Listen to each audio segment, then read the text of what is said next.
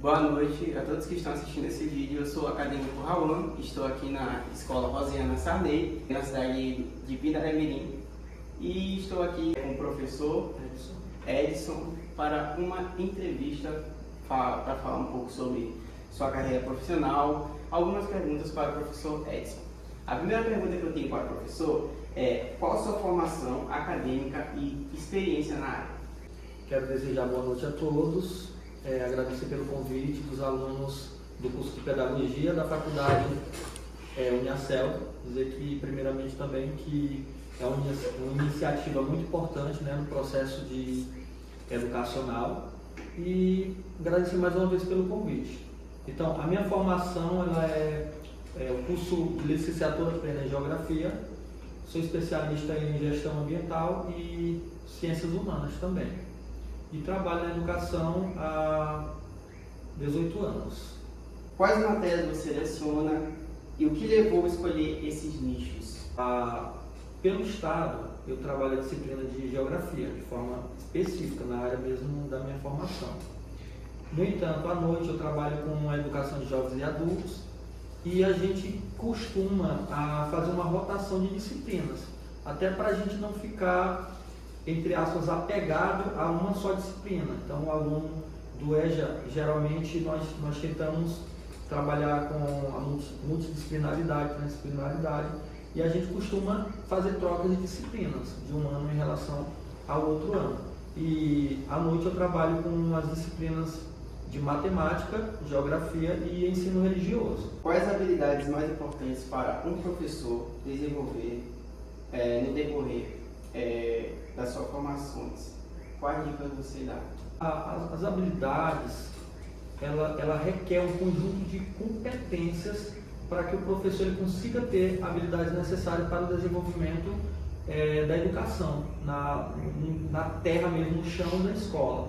E aí é interessante que ele associe a parte prática dele, que ele vai aprendendo durante os estágios, né?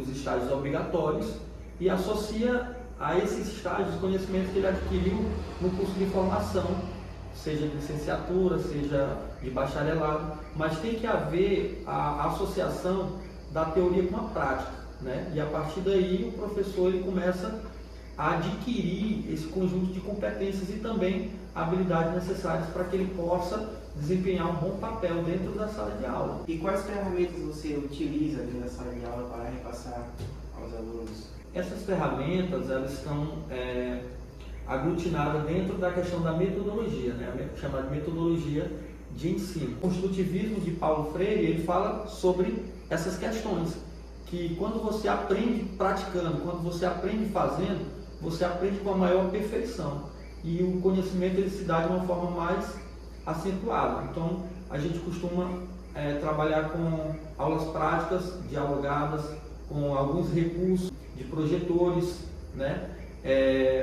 Cartazes também, a exposição de imagens, de gravuras também, para que o aluno ele possa associar na teoria que ele aprendeu na parte prática também. E aí ele vai saber se posicionar, saber se colocar, saber relacionar a teoria com a prática através de desenhos, figuras, gravuras. E além das funções que você tem em sala de aula como professor, quais são as outras atividades que você desempenha fora da sala, dentro da escola mesmo? A gente costuma trabalhar com projetos multidisciplinares, mas eu não tenho outra tarefa em relação à escola, a não ser o de lecionar. E participa de projetos, né? Nós temos aqui na nossa escola o projeto do Soletrano, que é da própria escola, que vai servir como multiplicador de ideias para as outras escolas. A gente costuma também trabalhar com feiras de geografia, em que a gente faz a exposição de maquetes, né?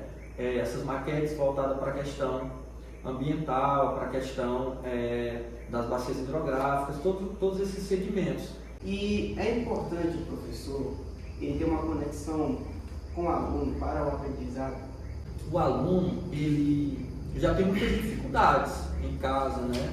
Às vezes a própria família acaba menosprezando a capacidade intelectual dos estudantes. Isso é ruim, isso é péssimo. Então, a família, se ela não acolhe bem esse aluno, ele já chega na escola decepcionado, né? E aí, se ele não é acolhido no berço da escola, se ele não tem esse bom acolhimento, esse aluno ele vai ter dificuldade para se desenvolver. Os seus conteúdos, suas habilidades e competências vão se tornar desestimulantes e esse aluno ele vai ter essa dificuldade. Então, a escola ela tem que acolher esse aluno. Nós temos que acolher nossos alunos como se fossem os nossos filhos. Você falou muito bem que a escola ela acolhe esses alunos, né? Ela disponibiliza para esses alunos como se fossem filhos do professor, né? Para esses alunos como se fossem os filhos. Mas eu queria saber se o município ele disponibiliza os materiais necessários para todos os alunos. Essa pergunta é muito interessante. Infelizmente, as escolas de maneira geral, elas não são adequadas para receber os alunos, infelizmente. As escolas, que eu já trabalhei em escolas integrais, ela tem uma condição estrutural melhor, mas ainda assim não consegue se adequar à realidade dos nossos estudantes, tá? As escolas federais também, elas têm uma boa estrutura, ainda assim não conseguem. E no município, infelizmente, a situação é bem mais caótica. Isso porque os políticos, eu não sei o que acontece, eles encaram a educação como se fosse um gasto.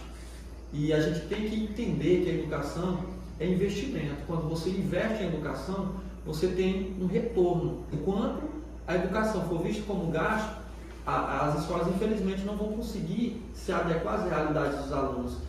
Tem muitos alunos com muita potencialidade em relação à música, em relação aos esportes, em relação à leitura, desenvolvimento de poesias, né, da questão literária, mas as escolas, elas infelizmente não conseguem acolher esse aluno, dando o suporte necessário para suprir as competências e habilidades que ele desenvolve, né, através de uma assistência que faz com que aquele aluno seja instigado naquela carreira que ele tem certos dons. Então a escola ela não consegue explorar as potencialidades dos nossos estudantes, infelizmente. E como professor, quais são as dificuldades que você vê que a classe ela enfrenta dentro de sala de aula? Hoje nós estamos em uma sociedade bastante conturbada. A classe de professores, infelizmente, em muitos lugares é uma classe desunida. Infelizmente, é uma classe desunida. Uma outra questão são os comportamentos.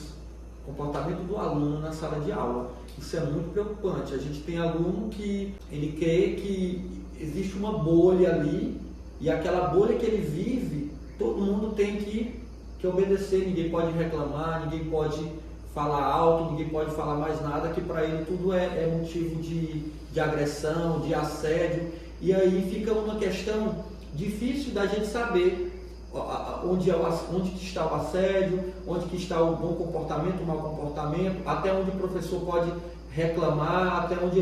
Então está muito restrito isso, e aí fica uma questão do professor não saber, às vezes, se posicionar. Então nós estamos diante dessa situação, infelizmente, em que o trabalho do professor está comprometido ou por falta de segurança, ou pela questão dos alunos que não se comportam na sala de aula, ou os alunos que podem fazer o que querem. Então está cada vez mais comum a gente perder a nossa autoridade. É triste, mas essa é a realidade que nós estamos enfrentando hoje em dia. Agora eu queria falar um pouco sobre uma classe específica. Quais as dificuldades que você vê que a turma do EJA, aqui do Rosiana Sarney, ela enfrenta? O que a gente encontra como maior dificuldade hoje é a questão da evasão, tá?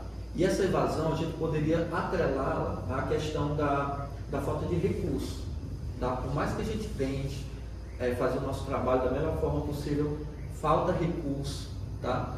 E esses recursos, eles são primordiais para tornar a nossa aula mais atrativa. Se o aluno ele não tem uma aula atrativa, ele já é desestimulado. Principalmente o aluno de EJA, que a maioria das vezes eles trabalham. Então, trabalham durante o dia, vem à noite para a escola. Então, se esse aluno ele não tiver uma aula interessante, uma aula motivadora, ele tende a desistir. Então, é uma das coisas que acontece bastante. Um outro motivo essencial é a questão da alimentação escolar. Eu não sei o que passa na cabeça dos políticos. Não existe merenda escolar, não existe merenda escolar. Né? O termo correto é alimentação escolar. Então a alimentação escolar ela tem que seguir rigorosamente um cardápio. Infelizmente as escolas elas não possuem esse cardápio. Qual conselho você dá para os jovens que estão fora da escola? O conselho que eu dou é que eles retornem, né? Creio que qualquer professor, em sua sã consciência, daria esse conselho. Porque não existe uma outra forma de a gente mudar a realidade a qual nós estejamos inseridos, a não ser o da educação. Existem outros caminhos aparentemente mais fáceis, mas esses caminhos que dizem ser aparentemente mais fáceis, eles são bem mais difíceis. E você se depara com tristes realidades, né, de pessoas que perdem a sua família, que você entra no mundo das drogas, você entra no mundo da marginalização. Então, se você que não é empresário, não tem muito dinheiro, é de família humilde, né? Você que é de família pobre, se você quiser mudar a sua realidade, o caminho é a educação. Não existe uma outra forma de mudar de vida a não ser da educação. Chegamos ao final da nossa entrevista com o professor Edson, né, que expressou sua opinião diante das nossas perguntas, né? E eu queria perguntar se o professor Edson ele autoriza a sua imagem para este vídeo e para essa entrevista. Então, gente, boa noite a todos. Quero agradecer mais uma vez o convite aos alunos do curso de Pedagogia da Faculdade Uniaselv, tá? Dizer que autorizo, sim, podem divulgar, podem. E queria deixar uma ressalva em relação a vocês, enquanto futuros profissionais da área da educação, sejam referências para os alunos de vocês, lutem, insistam, persistam e não desistam. O caminho é difícil, a jornada é árdua, mas quando a gente quer mudar a nossa realidade e a realidade daqueles que estão inseridos no mesmo contexto que a gente consegue, a gente pode conseguir, tá? Um sonho, quando ele é semeado, né, que ele consegue obter frutos, a gente percebe que o nosso trabalho ele teve um significado, um grande significado. Então nunca desistam da profissão de vocês, né, a profissão que vocês estão escolhendo, que é uma profissão difícil, que vocês vão encontrar muitos obstáculos, mas pensem, né, pensem no aluno que vocês foram e nos professores que vocês gostariam de ser, de ter, né? Então sejam esses professores que vocês gostariam de ter. Mudem a realidade dos alunos de vocês. Muito obrigado.